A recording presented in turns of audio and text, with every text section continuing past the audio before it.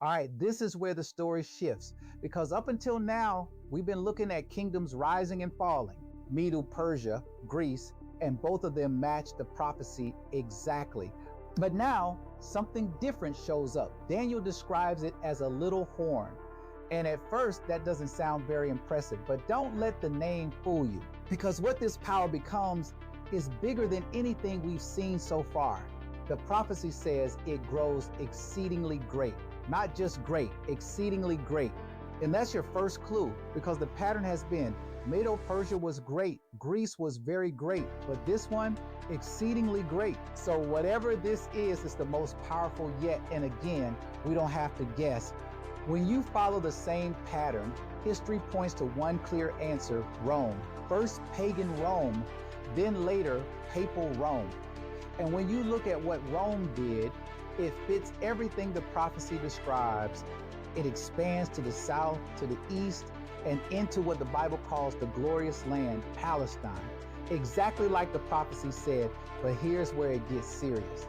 This power doesn't just conquer land, it does something much deeper. It stands up against the prince of the host, and if you've been following, you already know who that is. That's Jesus. Pagan Rome is the power that crucified him.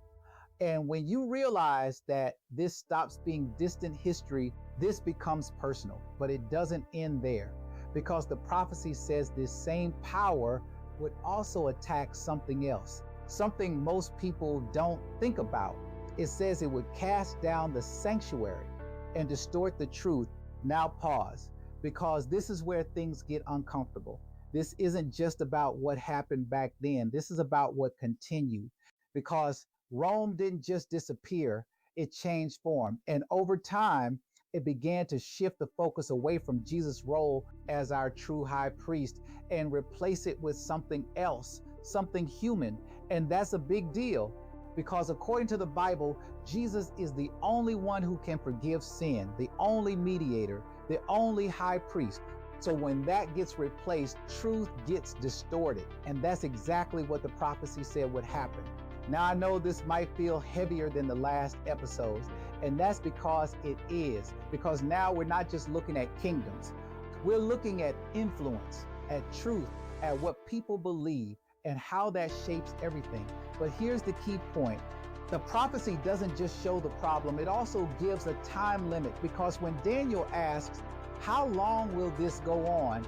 He gets an answer, and that answer is what everything has been building toward. 2,300 days, or in prophetic language, 2,300 years.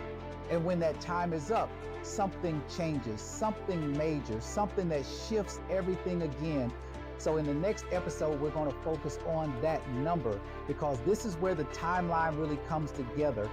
And once you see how it connects, you'll understand why this prophecy matters so much. So think about this before you go.